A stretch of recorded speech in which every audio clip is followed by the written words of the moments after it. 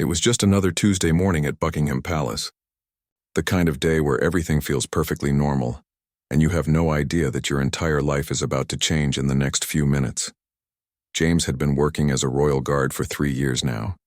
He was 28 years old and honestly, he loved his job. Sure, standing still for hours wasn't exactly thrilling, but there was something special about being part of this centuries-old tradition. His parents were so proud when he got accepted into the Queen's Guard. His little sister even bragged about him at school. That morning, the palace gardens were buzzing with activity. There was a royal garden party happening, which meant hundreds of guests, fancy hats, teacups clinking, and polite conversation everywhere you looked. These events happened several times during the summer and autumn months. Important people from all over the country got invited. War veterans, charity workers, community leaders, doctors, teachers. People who had done something meaningful with their lives. James stood at his usual post near the east side of the garden. His red uniform was perfectly pressed. His boots were polished until they shined like mirrors, and his tall bearskin hat sat firmly on his head. He'd been standing there since 9 in the morning, and it was now almost 11. His legs were used to it by now, though.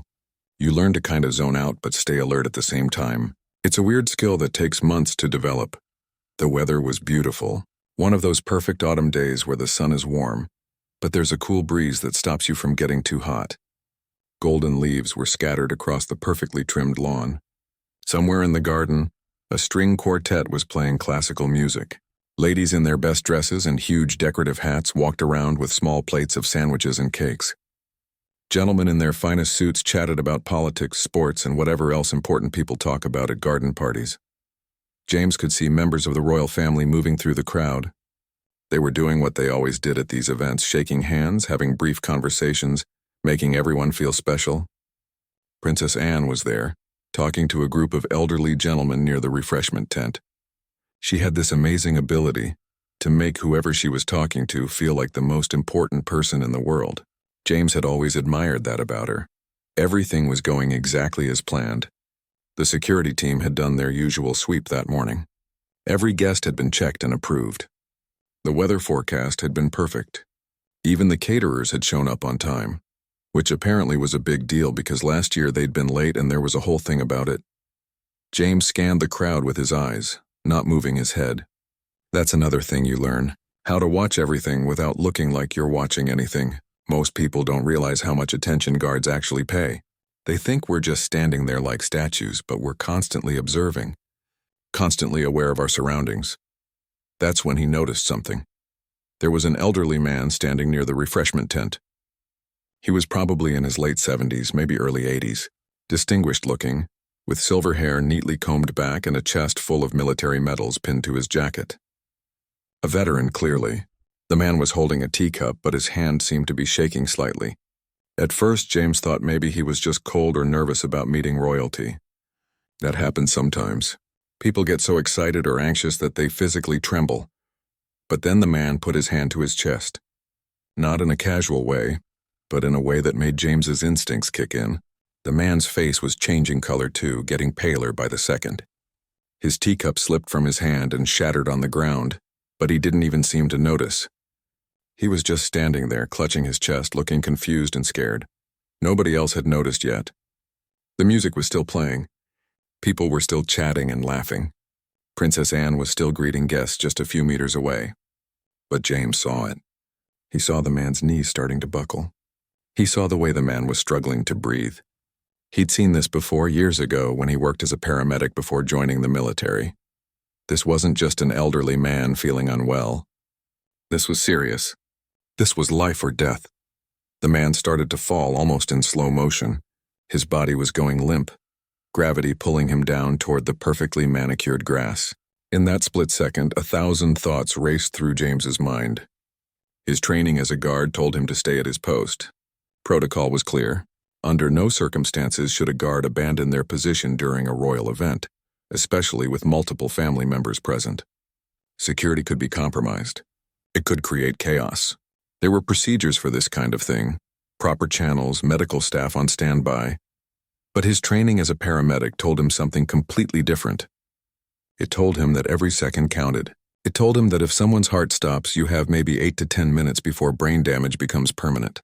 It told him that waiting for someone else to notice, waiting for the proper medical team to arrive, waiting for permission, all of that waiting could mean the difference between life and death.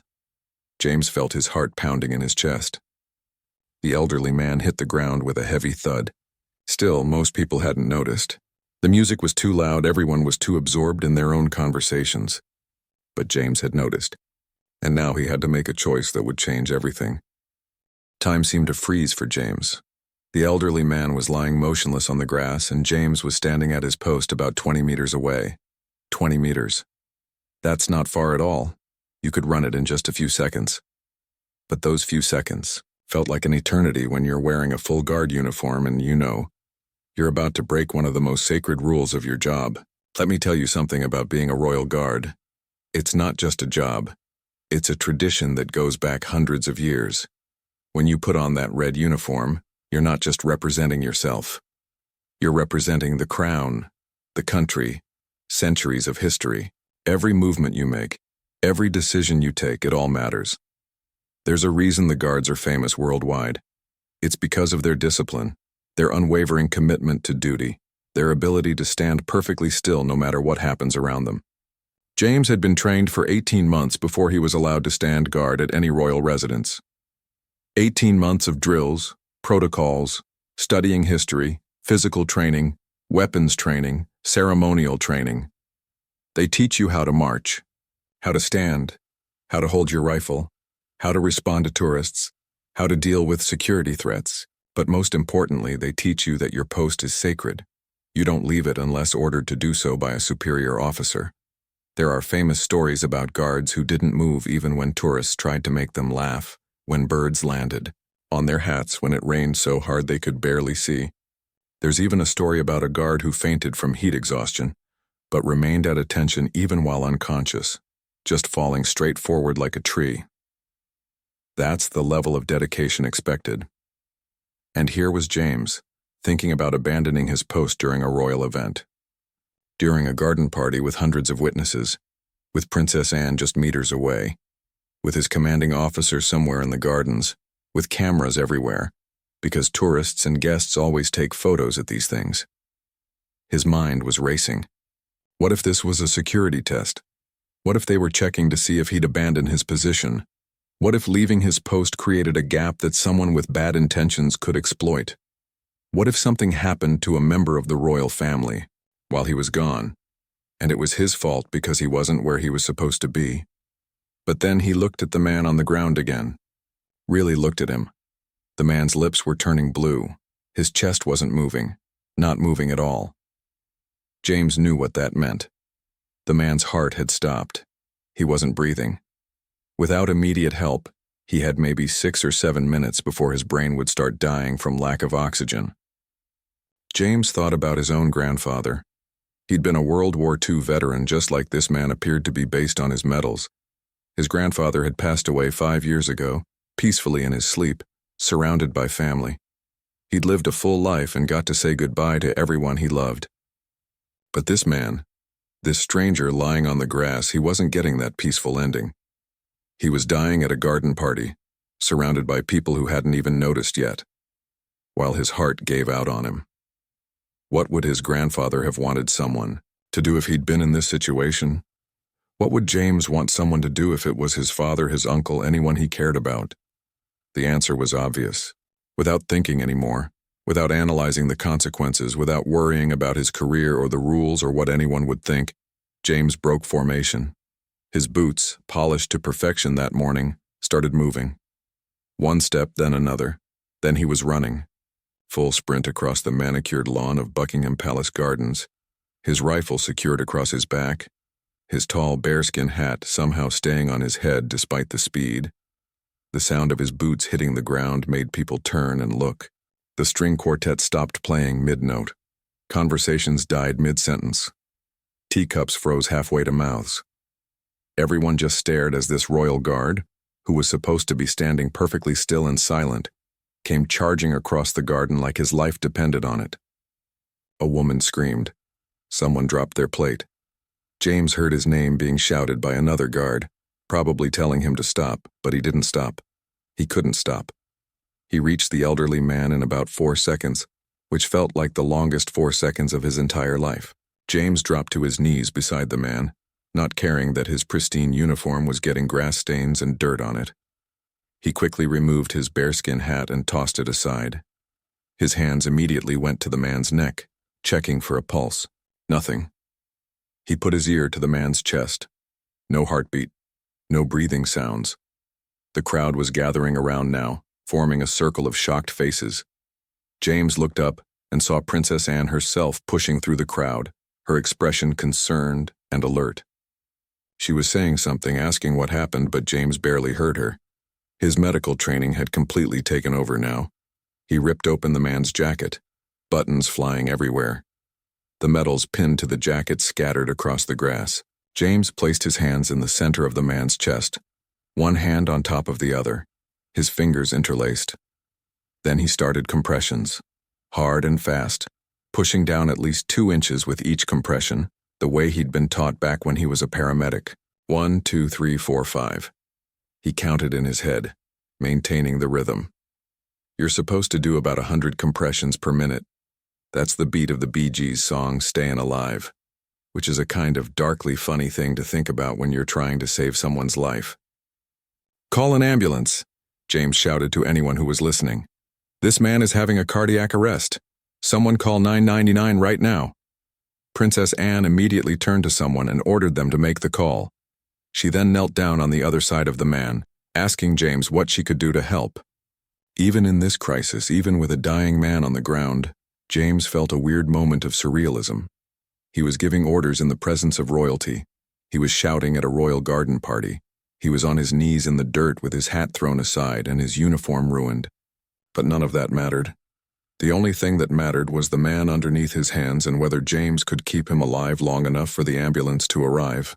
James kept pushing down on the man's chest, counting compressions in his head. 15, 16, 17.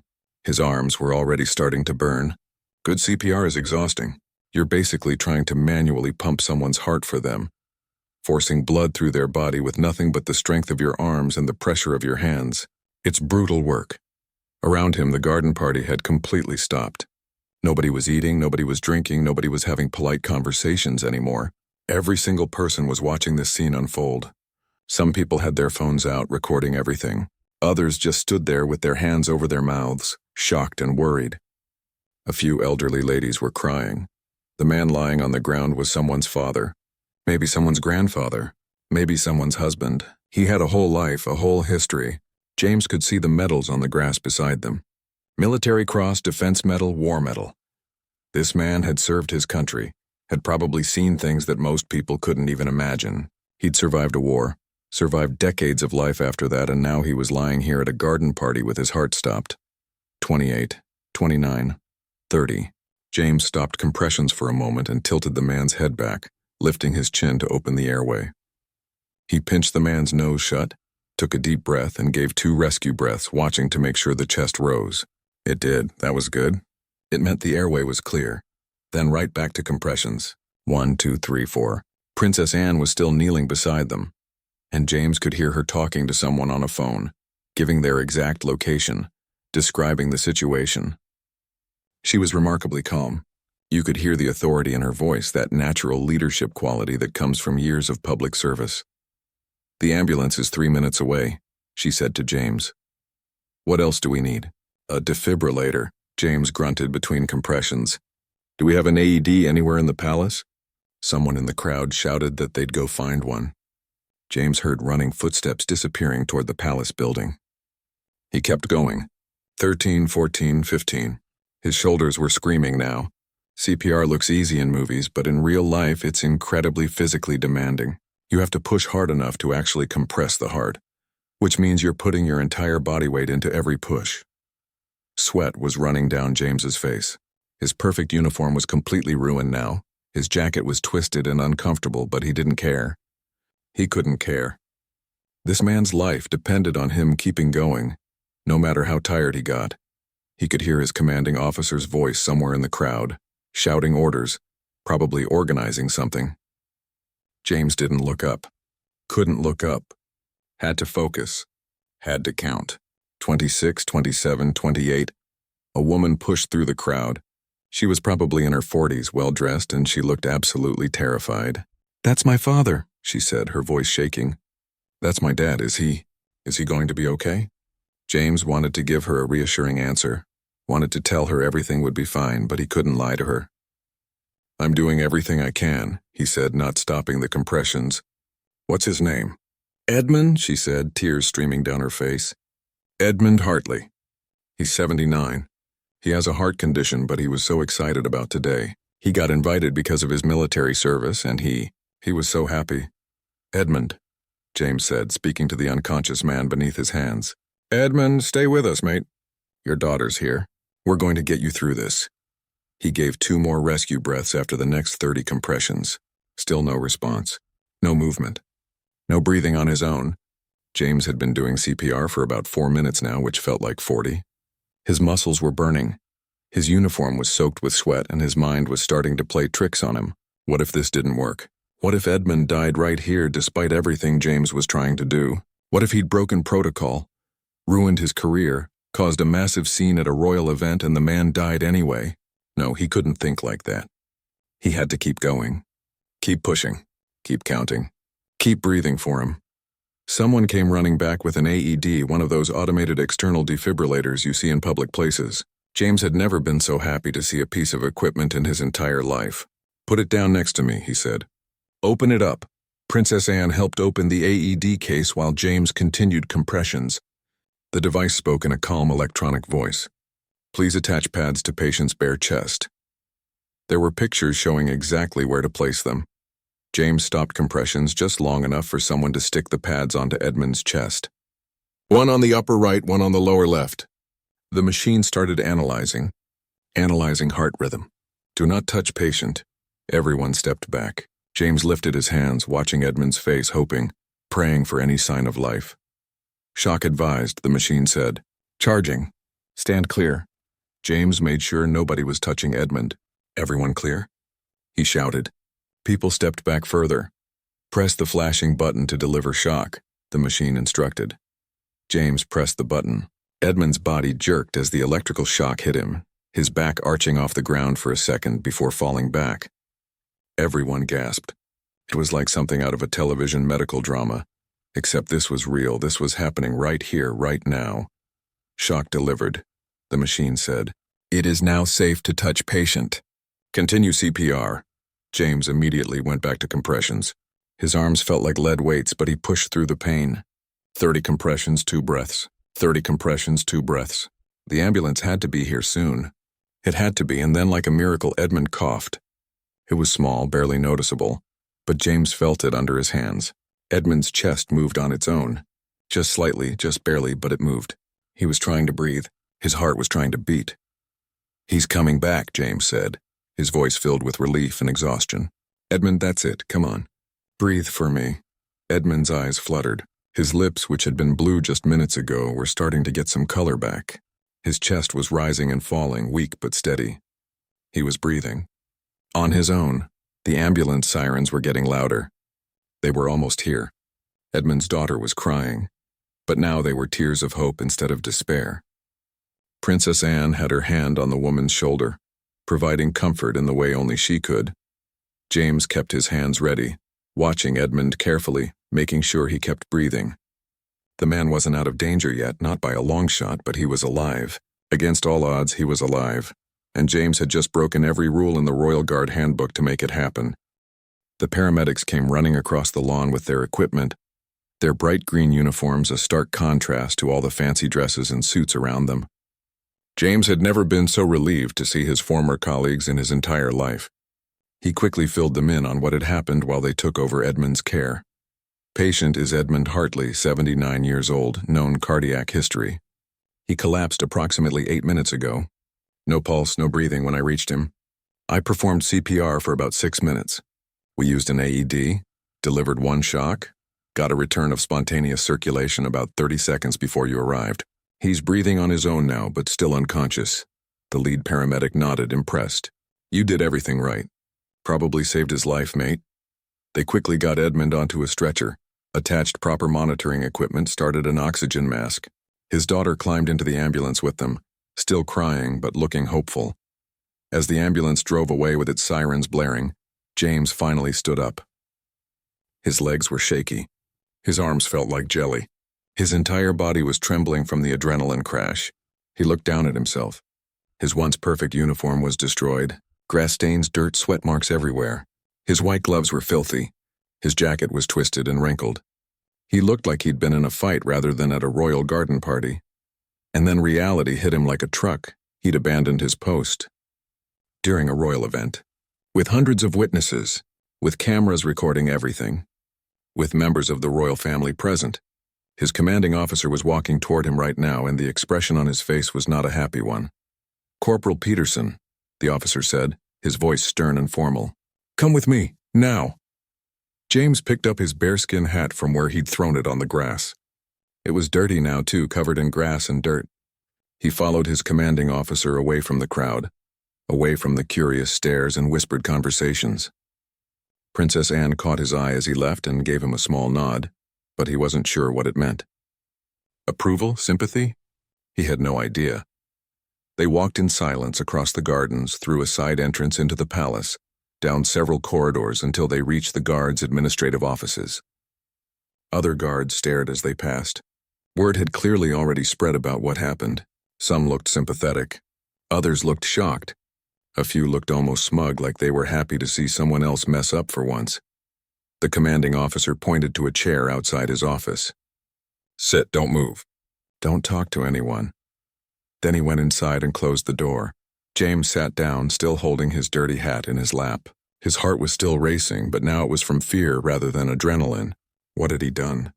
Yes, he'd saved Edmund's life, probably. But at what cost? Being a royal guard wasn't just his job. It was his identity, his purpose, his pride. His family was so proud of him. His little sister told all her friends about her brother who guarded the queen, and now he might lose all of it.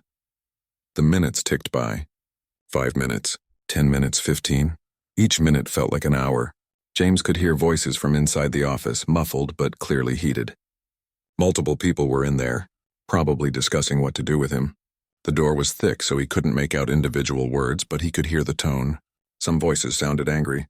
Some sounded defensive. It wasn't good. Finally, after what felt like forever, the door opened. The commanding officer looked at him with an expression James couldn't read. "Inside, now." James walked into the office. There were 4 people in there. His commanding officer, the head of palace security, and 2 other senior military personnel he recognized but had never spoken to. They all looked serious. Nobody was smiling. This was official. This was bad. "Corporal Peterson," the head of security began. "Do you understand the severity of what you did today?" "Yes, sir," James said, standing at attention even though his body wanted to collapse. "You abandoned your post during a royal event. Not just any event, but one attended by multiple members of the royal family and hundreds of guests. You broke formation, you left your assigned position, and you created a potential security vulnerability. Do you have anything to say for yourself?" James took a deep breath. "Sir, a man was dying. I made a choice to try to save his life. I understand I broke protocol, but I would make the same choice again if faced with the same situation." One of the senior officers shook his head. "That's not how this works, Corporal. We have protocols for emergencies. We have medical staff on site. Your job is to maintain your post, not to play hero. With respect." "Sir," James said, trying to keep his voice steady. By the time proper medical staff would have noticed and responded, Edmund Hartley would have been dead. Brain death occurs within 6 to 10 minutes of cardiac arrest. Every second counted. "That's not your decision to make," the commanding officer said. "You don't get to decide when protocol applies and when it doesn't. That's what separates us from civilians. That's what makes the Guard special. Discipline, following orders, maintaining tradition." James felt his heart sinking. They weren't listening. They didn't care that he'd saved a man's life. All they cared about was that he'd broken the rules. "So what happens now?" he asked quietly. The head of security leaned back in his chair. "You're being placed on immediate suspension pending a full disciplinary hearing. The hearing will be held tomorrow morning. You will surrender your uniform and weapon. You are not to speak to any media about this incident. You are not to discuss it with other guards. You will wait at your quarters until summoned. Do you understand?" "Yes, sir." James's voice was barely above a whisper. Dismissed. James saluted and left the office. He walked to the guard room in a daze, changed out of his ruined uniform for the last time, maybe forever, and put on civilian clothes. Other guards watched him, but nobody spoke. The code of silence. Don't get involved when someone's in trouble.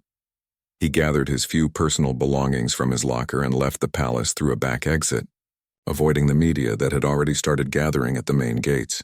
By the time he got back to his small apartment, his phone had 47 missed calls and over 100 text messages.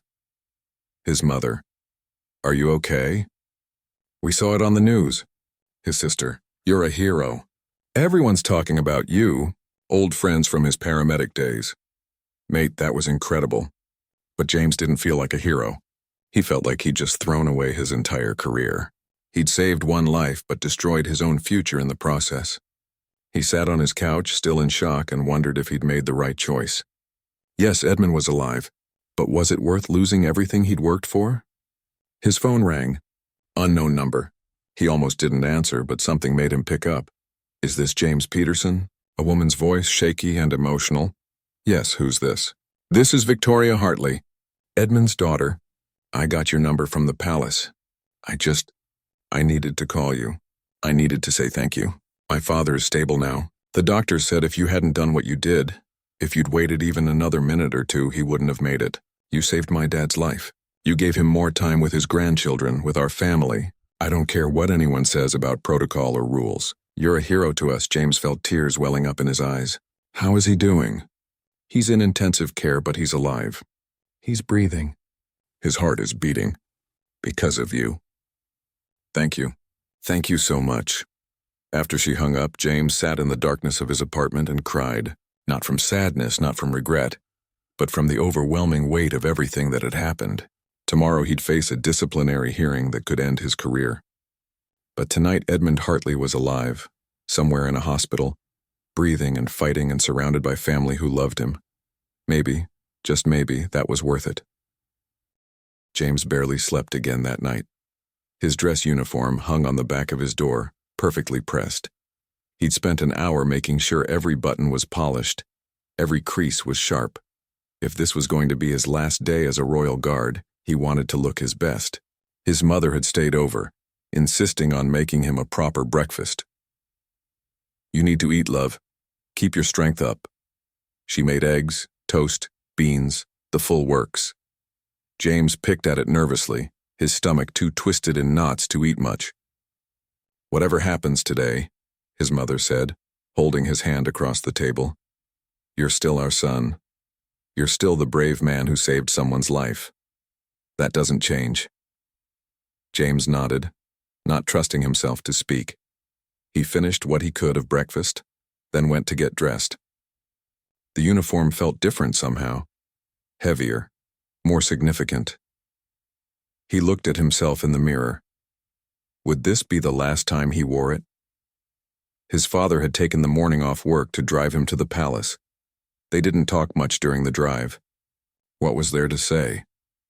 They both knew that James's entire future hung in the balance of whatever was about to happen. When they pulled up to the palace gates, his father finally spoke. "No matter what they say in there, you did good, son. Real good. Don't you forget that." James squeezed his father's shoulder and got out of the car. He showed his identification at the gate and was waved through. But instead of being directed to the administrative offices like he expected, he was led to a completely different part of the palace, one he'd never been to before. The hallways here were even more formal, more grand. Paintings of kings and queens lined the walls. The carpet was thick and plush. Everything spoke of history and importance. James's heart was pounding so hard he could hear it in his ears. They stopped at a large wooden door. The escort knocked once, opened it, and gestured for James to enter. "They're waiting for you." James stepped inside and nearly stopped breathing. This wasn't a meeting room or an office. This was a formal reception room, and it was filled with people. His commanding officer was there, the head of palace security, several senior military officials, medical professionals in their white coats, Victoria Hartley, Edmund's daughter, media representatives with cameras. and at the front of the room, standing near a formal podium, was Princess Anne herself. "Corporal Peterson," the princess said, acknowledging him with a nod. "Please come forward." James walked to the front of the room, his legs feeling like they might give out at any moment. He stood at attention, his hands at his sides, trying to maintain his composure even though his mind was racing with confusion. What was happening? This didn't look like a disciplinary meeting. This looked like something else entirely. Princess Anne addressed the room. "We are gathered here today to address an incident that occurred several days ago at a royal garden party. An incident that has sparked significant public discussion about duty, protocol, and the nature of service. It is my hope that what we do here today will provide clarity and, more importantly, will ensure that we honor the values that truly matter." She turned to look directly at James. "Corporal Peterson, you were placed on suspension pending review of your actions. That review has now been completed. We have consulted with military leadership, medical experts, legal advisors, and palace officials. We have examined the protocols in question, and we have reached several conclusions." James held his breath. This was it. The moment of truth. "First," Princess Anne continued, "we acknowledge that you did, technically, break protocol by leaving your assigned post. Protocol exists for important reasons, and we do not take violations lightly." James's heart sank. Here it comes. The punishment. "However," she continued, her voice growing stronger, "we also acknowledge that protocols must serve a purpose. They must protect life, safety, and the public good. When a protocol prevents someone from saving a human life, when it demands that a trained professional stand idle while someone dies, then that protocol has failed its fundamental purpose." She paused, looking around the room. "After careful consideration, we have decided that Corporal Peterson's actions were not a violation of duty. They were, in fact, an exemplary demonstration of what true duty means: the protection of life. The courage to act when action is needed, the willingness to make difficult decisions in moments of crisis." James felt dizzy. Was she saying what he thought she was saying? "Therefore," Princess Anne announced, "Corporal Peterson is not only being cleared of all charges, but he is being officially commended for valor and exceptional service. His quick thinking and medical skills saved the life of Edmund Hartley, a decorated veteran and valued member of our community." The room erupted in applause. James stood there, stunned, unable to fully process what was happening. Victoria Hartley was crying happy tears. The medical professionals were nodding approvingly. Even his stern commanding officer had the hint of a smile on his face. But Princess Anne wasn't finished. "Furthermore, this incident has revealed a gap in our protocols that must be addressed. Effective immediately, we are implementing new guidelines for royal guards and palace security. All personnel will receive enhanced emergency medical response training. Provisions will be made for medical interventions during crisis situations. We are creating a new protocol that balances security needs with humanitarian response." She gestured to some documents on a table beside her. "These new guidelines have been developed in consultation with medical professionals, military leaders, and security experts. They will ensure that no guard ever again has to choose between following orders and saving a life. The two should never be in conflict." One of the senior military officials stepped forward. "Corporal Peterson, your actions prompted us to examine not just this specific incident, but the broader question of how we train and prepare our personnel. As a result, you are being assigned to a new position. You will help develop and implement the new emergency response training program for all Royal Guards. Your unique background as both a paramedic and a guard makes you ideally suited for this role." James finally found his voice. I don't know what to say. Thank you. Thank you all. I did what I thought was right." "That's precisely why you're the right person for this role," Princess Anne said warmly. "Because your instinct was to protect life above all else. That's the kind of thinking we need." Victoria Hartley approached, holding a folder. "My father wanted to be here today, but his doctors wouldn't allow it yet. But he asked me to read this letter on his behalf." She opened the folder and began to read, her voice thick with emotion. To Corporal Peterson. I don't remember much about that day at the garden party. I remember feeling proud to be there, honored to be recognized for my service. I remember talking to wonderful people and enjoying the beautiful weather. And then everything went dark. The next thing I remember is waking up in a hospital, confused and scared, with my daughter holding my hand. She told me what happened. She told me that my heart stopped, that I was dying, and that a young guard ran across the lawn, broke every rule he was supposed to follow, and saved my life. I am 79 years old. I have lived through a war, raised a family, and tried to serve my country with honor. But none of that would matter if my story had ended that day on the grass. You gave me more time. Time to meet my great-grandchild who will be born next month. Time to see my daughter happy. Time to enjoy this beautiful world a little longer. You are a hero, not despite breaking protocol, but because you had the courage to put humanity first. Thank you. With eternal gratitude, Edmund Hartley. There wasn't a dry eye in the room. James felt tears streaming down his face and didn't bother to wipe them away. This was really happening. He wasn't being punished. He was being honored. And more importantly, the system was changing because of what happened. Princess Anne stepped forward and pinned a commendation medal to James's uniform. Wear this with pride, Corporal. You've earned it. The cameras flashed, capturing the moment. Tomorrow, this would be the story in all the newspapers. Not guard breaks protocol, but guard honored for saving life, new safety measures announced. The narrative had completely shifted.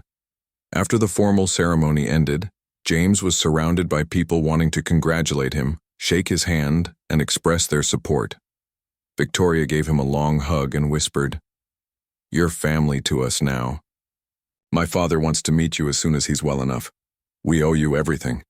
His commanding officer approached, and for the first time, James saw genuine warmth in his expression. "I misjudged the situation initially, Peterson. I was focused on protocol and tradition, and I lost sight of what really matters. You reminded us all of that. Well done." As James left the palace that afternoon, his dress uniform now bearing a commendation medal, he felt like he was walking on air. His father was waiting by the car, and when he saw James's face, he knew immediately that everything had turned out okay. They embraced, two men who understood the weight of service and sacrifice. The media coverage over the next few days was overwhelmingly positive.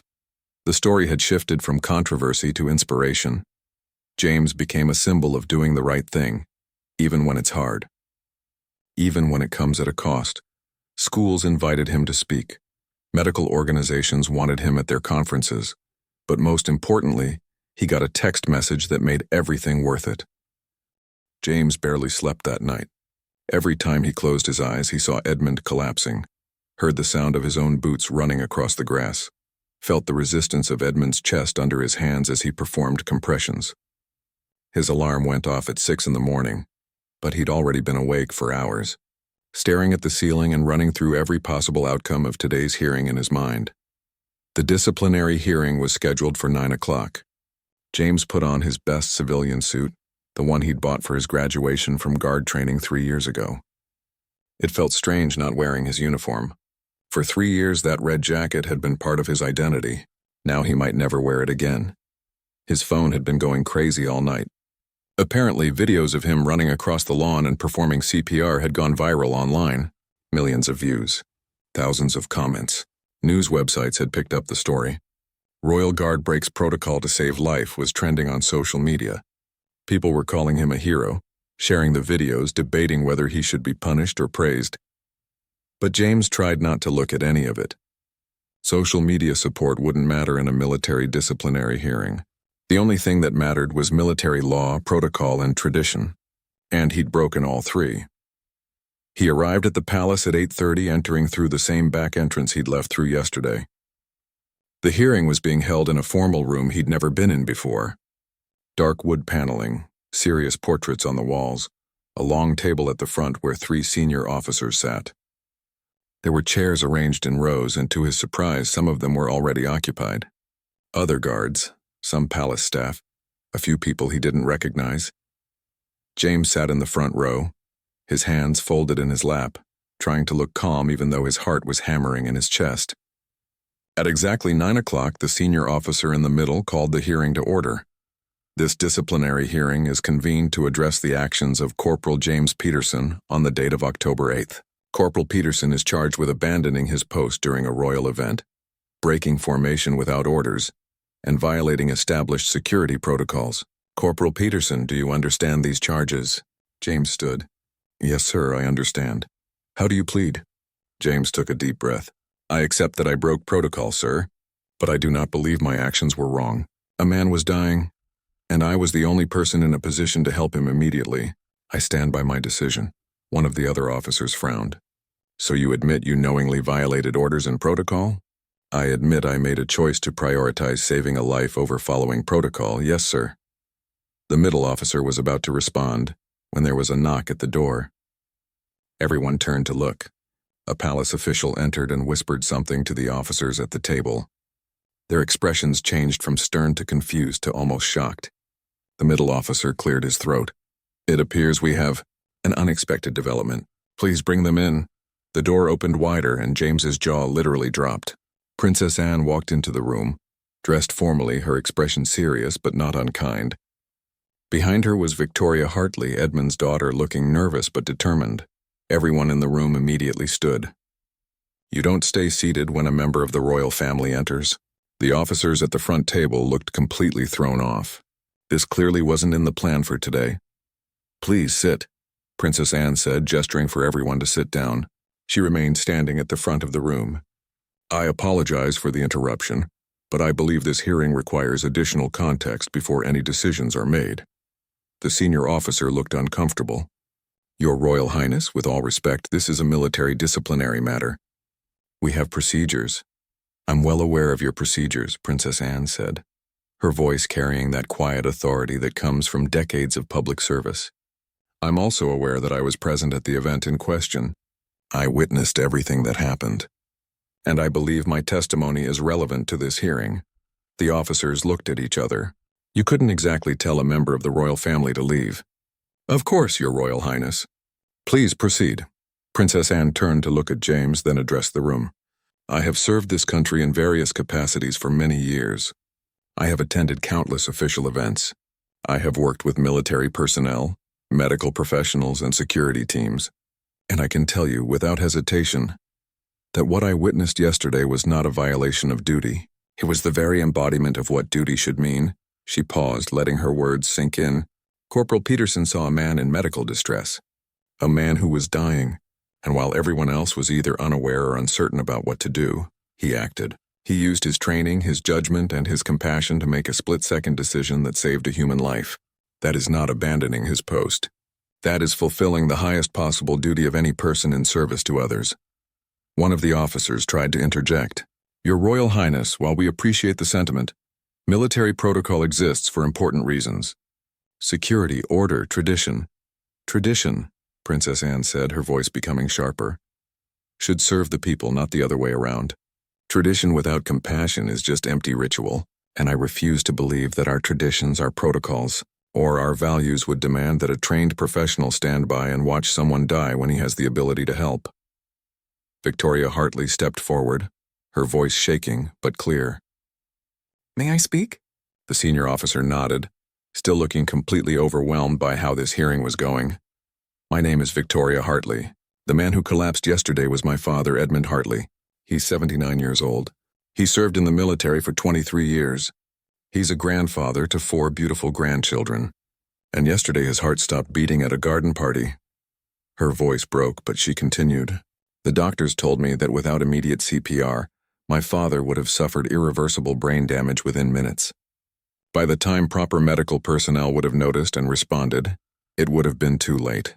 Corporal Peterson didn't just save my father's life. He gave my father a chance to meet his granddaughter's baby, which is due next month. He gave our family more time together. How can that possibly be wrong? The room was completely silent. James could feel tears in his eyes but fought to keep them back. He hadn't expected this. Any of this, Princess Anne continued. I've spent the last 18 hours thinking about this incident. I've consulted with security experts, medical professionals, and yes, legal advisors. And I've come to a conclusion. We need to reconsider what our protocols are actually meant to protect. Are they meant to maintain an image of rigid discipline, or are they meant to serve a higher purpose, to protect life and serve the public good? She turned directly to the officers. I am formally requesting that this hearing be postponed.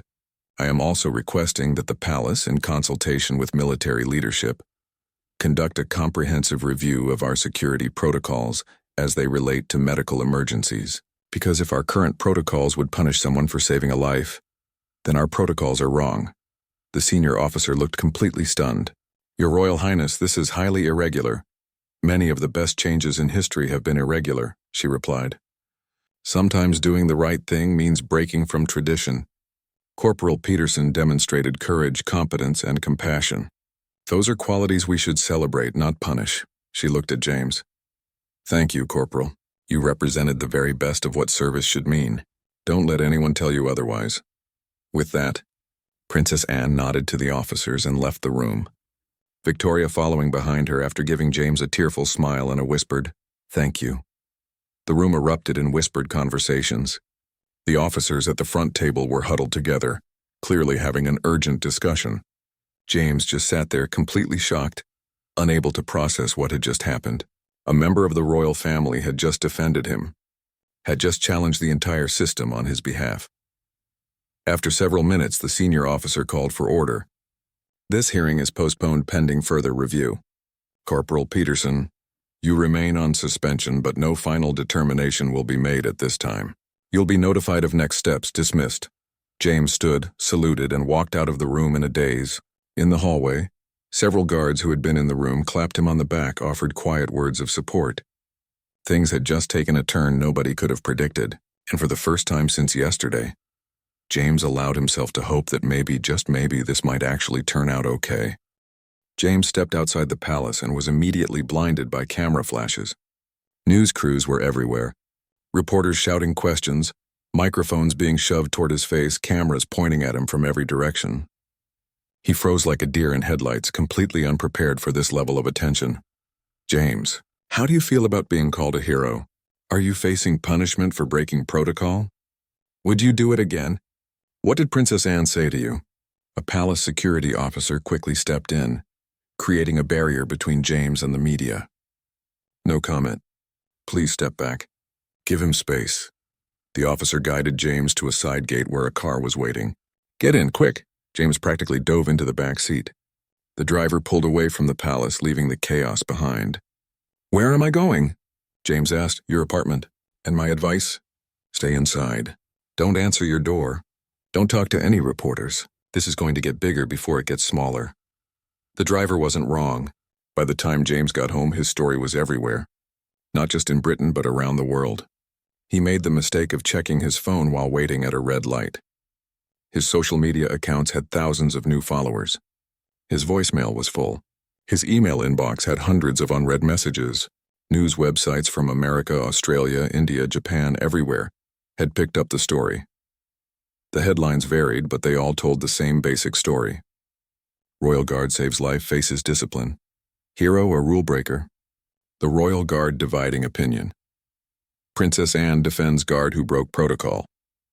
Some were supportive, calling him a hero. Others questioned whether emotion should override military discipline. But everyone was talking about it. When he finally got inside his apartment, James closed all his curtains and collapsed on his couch. His phone wouldn't stop buzzing. He put it on silent and tried to process everything that had happened in the last 24 hours. Yesterday morning, he'd been just another guard, standing at his post, living his quiet, disciplined life.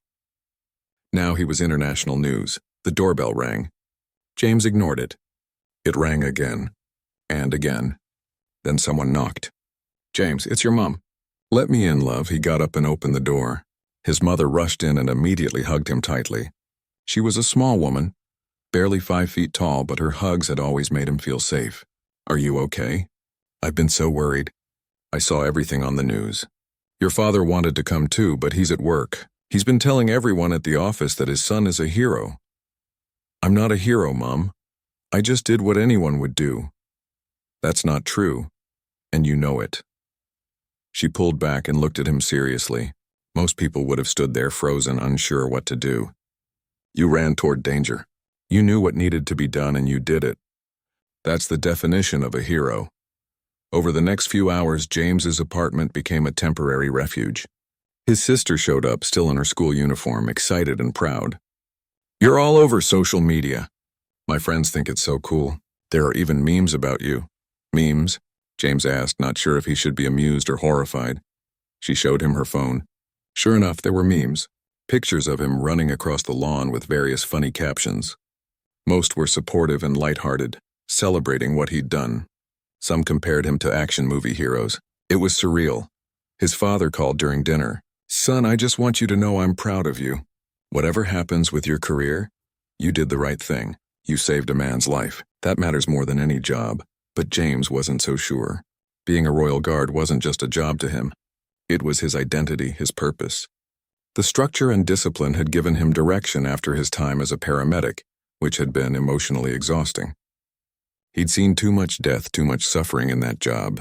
The Guard had offered him a different way to serve, one that felt more controlled, more manageable. And now that might all be gone. The next morning, the story had somehow gotten even bigger. A major newspaper had published an opinion piece by a military historian defending James's actions, arguing that true military honor was about protecting life, not blind obedience to protocol. Another paper published a counter-argument from a retired general, saying that discipline was the foundation of military effectiveness and that making exceptions, no matter how sympathetic, was dangerous. Television debate shows were discussing it. Radio hosts were taking calls from listeners who all had opinions. Social media was divided into camps, some defending him, others saying he should face consequences. It had become a national conversation about duty, protocol, tradition, and humanity. James's phone rang. Unknown number again. He was hesitant to answer, but something made him pick up. Is this James Peterson? Yes, who's calling? My name is Robert Chen. I'm a doctor at the hospital where Edmund Hartley was brought. I wanted to give you an update if you're interested. Yes, please. How is he? He's doing remarkably well, actually. We had to do some procedures to clear blockages in his arteries, but he's stable now. He's conscious, talking, and asking about you. He wants to thank you personally if you'd be willing to visit. James felt a wave of emotion wash over him. He's really okay? Thanks to you, yes. The paramedics told us you performed textbook CPR. Every compression was perfect. You kept blood flowing to his brain just long enough. Another minute or two and we'd be having a very different conversation. You should be very proud of yourself. After he hung up, James sat in silence for a long moment. Edmund was okay. Alive, conscious, talking. That made everything worth it. No matter what happened to his career, no matter what the media said, no matter what the disciplinary board decided, Edmund was alive. That afternoon, a courier delivered an official-looking envelope to his apartment. James opened it with shaking hands. It was a letter from the palace, but not what he expected. It wasn't about the hearing or his suspension. It was a personal note, handwritten, from Princess Anne. Corporal Peterson, I have been thinking about your actions and what they represent. In my many years of public service, I have learned that the most important quality a person can have is the courage to do what is right, even when it comes at personal cost. You demonstrated that courage. Whatever the outcome of the official proceedings, please know that your actions honored not just your uniform, but the very principles that uniform represents. The protection of life is always the highest duty. With respect and gratitude, Anne James read the letter 3 times, hardly believing it was real. He carefully folded it and put it in a safe place. Whatever happened next, he had this, proof that he'd done the right thing, from someone who understood duty better than almost anyone. That evening, more news broke. Several military organizations had issued statements supporting a review of protocols. Medical associations were weighing in, explaining the importance of immediate cardiac response. Even some former guards, now retired, were speaking up, saying that the rigid interpretation of protocol had gone too far. The conversation was shifting. What had started as, "Did this guard do the right thing?" was becoming, "How do we make sure guards can do the right thing in the future?" It was no longer just about James, it was about something bigger, about how we balance rules and humanity, about what service really means. James's phone rang again. This time it was his commanding officer. His heart sank. This was it. The decision. Yes, sir? Peterson. The review is complete. You need to come to the palace tomorrow morning. 10 o'clock. Formal meeting. And Peterson, bring your dress uniform. The clean one. The line went dead. James sat there confused. Bring his dress uniform for what? Was this good news or bad news? He had no idea. But he had a feeling that tomorrow was going to change everything, one way or another. 3 months had passed since that autumn day when everything changed. James stood in front of a classroom filled with 30 royal guards, all watching him intently. This was his new normal now, training the next generation of guards in emergency medical response, teaching them that protecting life and following protocol weren't opposites, but two parts of the same mission. The average person's brain can only survive about 6 minutes without oxygen, James explained, pointing to a diagram on the screen behind him. That means when someone's heart stops, you don't have time to wait for permission. You don't have time to follow the perfect chain of command. You have to act immediately. That's what this training is about, giving you the skills and the authority to save lives. The guards nodded, taking notes. Some of them had been there that day at the garden party. They'd seen him run across the lawn. Now they were learning to do the same thing, but within an official framework that supported them rather than punished them. After class, James packed up his materials and headed to his car. He had somewhere important to be this afternoon, somewhere he'd been looking forward to all week. 20 minutes later, he pulled up to a modest house in a quiet neighborhood. Before he could even knock, the door swung open. Edmund Hartley stood there, looking healthier and happier than James could have imagined. The old man's face lit up with a huge smile. "James!" "Right on time. Come in, come in. Victoria's been cooking all morning. She's determined to feed you until you burst." Inside, the house smelled amazing. Roast beef, potatoes, fresh bread. Victoria rushed out of the kitchen, gave James a quick hug, and immediately started fussing over whether he was eating enough. "You look thin." "Are they feeding you at the palace?" Sit. "Dinner's almost ready." This had become a weekly tradition. Every Sunday, James came to the Hartley house for dinner. In the 3 months since Edmund's heart attack, they'd become like family.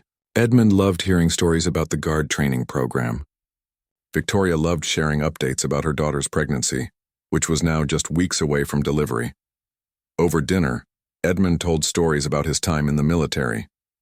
Not the dramatic war stories you see in movies, but the real stories. The friendships, the quiet moments of courage, the small decisions that ended up mattering. He had a gift for storytelling, and James could listen to him for hours. "You know," Edmund said, cutting into his roast beef, "I've been thinking a lot about that day, about what you did, and I realized something. You didn't just save my life. You changed how things work. You made the system better. That's rare, James. Most people just accept the way things are. You challenged it. You made them rethink everything." "I didn't mean to cause such a fuss," James said, a bit embarrassed. "I just did what felt right in the moment." "That's what makes it meaningful," Edmund replied. "You didn't plan it. You didn't calculate the consequences. You just acted out of pure instinct to help someone. That's real character. That's the kind of person the world needs more of." Victoria brought out dessert, a homemade apple pie that was still warm. As they ate, she showed James the latest ultrasound photos of her daughter's baby. "We've decided on a name," she said, glancing at her father with a meaningful look. "If it's a boy, we're naming him Edmund James, after the 2 men who gave him a chance to exist." James felt that familiar tightness in his throat, the one he got whenever the weight of what happened really hit him. This baby, not even born yet, would only exist because of those 8 minutes of CPR. Every birthday, every milestone, every moment of joy this child would bring to the world, all of it traced back to that one decision to run across the lawn. "I'm honored," James said quietly. "Really honored." After dinner, Edmund wanted to take a walk. His doctors had said gentle exercise was good for his recovery. They walked slowly through the neighborhood, the autumn evening cool and peaceful. "I got a letter last week," Edmund said, "from another guard. Young man, just started his training. He said he joined because of what you did. Said he wanted to be the kind of person who protects life no matter what. Your story inspired him." "There have been a few letters like that," James admitted. "It's strange. I don't feel like I did anything that special. Anyone with medical training would have done the same thing." "But they didn't," Edmund pointed out. "You did. And because you did, everything changed. Do you know how many guards have gone through your emergency response training now? About 200, I think. 200 people who now have the skills and the permission to save lives. 200 people who might someday be in the exact situation you were in, and because of the work you did, because of the new protocols, they won't have to choose between their duty and their conscience. You gave them both. They walked in comfortable silence for a while. Then Edmund spoke again, his voice softer. I've lived a good life, James, a full life. But these last 3 months, they've been special. I've gotten to see my daughter happy. I've gotten to prepare for my great-grandchild. I've gotten to take walks like this, enjoy simple things, feel the sun on my face. You gave me that. You gave me time. And time is the most precious gift there is. When James drove home that evening, he thought about everything that had happened. The fear, the uncertainty, the moment when he thought his career was over. The unexpected support from Princess Anne. The media storm. The commendation. The new role, and most importantly, the friendship with Edmund and Victoria. His phone buzzed with a text message. It was from one of the guards in his training program. Just use the skills from your class. Elderly man collapsed at train station. Performed CPR until paramedics arrived. He's going to be okay. Thank you for teaching us this. James pulled over to the side of the road and read the message again. It was happening. The ripple effect was spreading. Other guards were now saving lives too, using the training he'd developed, protected by the protocols that had been changed. He thought about that moment 3 months ago when he'd been standing at his post, watching Edmund collapse. He'd had a choice. Follow the rules or follow his conscience. In that split second, he'd chosen conscience, and it had cost him everything he thought mattered. His sense of security, his perfect record, his place in the carefully ordered world of tradition and protocol. But what he'd gained was so much more. He'd gained a friend in Edmund. He'd gained a purpose in his new role. He'd gained the knowledge that he'd made the world a tiny bit better, a tiny bit safer. He'd proven that sometimes the most courageous thing you can do is break the rules. A few weeks later, James was invited to speak at a national conference on emergency response. The room was filled with paramedics, doctors, security professionals, and military personnel. He stood at the podium, looking out at all those faces, and felt the weight of the moment. 3 months ago, he began, I was just a royal guard standing at my post. I had a routine job, a simple life, clear rules to follow, and then everything changed in an instant. I saw someone dying and I had to make a choice. Do I follow protocol or do I follow my conscience? He paused, remembering that feeling, that impossible moment of decision. I chose conscience, and I'm not going to lie, I was terrified of the consequences. But here's what I learned. Sometimes the right choice is the hard choice. Sometimes doing good means breaking rules that don't serve the greater good anymore. And sometimes one person's decision can change an entire system. He told them about Edmund, about the new protocols, about the guards who were now trained and empowered to save lives. I don't tell you this story to make myself look like a hero, he said. I tell you this because every single one of you might face a moment like mine. A moment where you have to choose between what's easy and what's right. And I want you to know that choosing right, even when it's hard, even when it's scary, that's what real service looks like. The applause was thunderous. After his speech, dozens of people came up to talk to him, to thank him, to share their own stories of making hard choices in moments of crisis. That evening, James went back to Edmund's house. There was a special reason for this visit. Victoria's daughter had gone into labor that morning, and the baby was born just an hour ago. When James arrived at the hospital, he found Edmund in the waiting room, tears of joy streaming down his face. It's a boy, Edmund said, embracing James. A healthy, perfect baby boy. Edmund James Hartley. And he's here because you gave me the time to see this moment. Come on, they're waiting for you. In the hospital room, Victoria's daughter held a tiny bundle wrapped in a blue blanket. The baby was sleeping peacefully, completely unaware of the story behind his name, of the chain of events that led to his grandfather being alive to meet him. Would you like to hold him? The new mother asked James. James carefully took the baby, cradling the tiny life in his arms. Edmund James Hartley.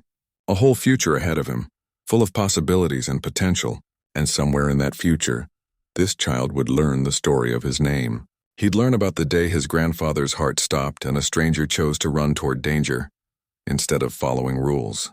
He'd learn that courage sometimes means breaking the rules, that compassion matters more than protocol, that every life is worth fighting for. As James looked down at the sleeping baby, he realized something. He'd thought that saving Edmund was the end of the story,